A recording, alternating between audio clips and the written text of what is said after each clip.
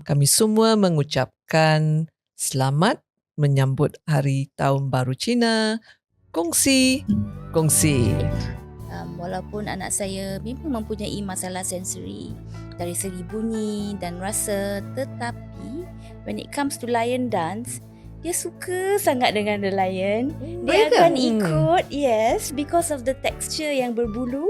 Dia suka So dia nak sangat. pegang? So he will go towards the lion. So cabaran untuk saya is to keep him out of their way so that yang doing the lion dance tak terjatuh or trip over him.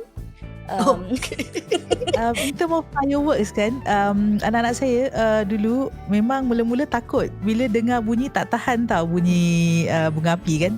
Tapi saya ajar mereka untuk keluar ke balkoni dan tengok bunga api tu.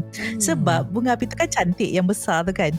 Mereka suka tengok. Jadi bila mereka tahu, dah associate kan, okay, yang bunga api yang bising tu sebenarnya macam ni. Walaupun dah tak tengok dah, mereka tahu cantik kat luar tu, warna-warni. Jadi lepas tu mereka lebih tahan lah, boleh tahan.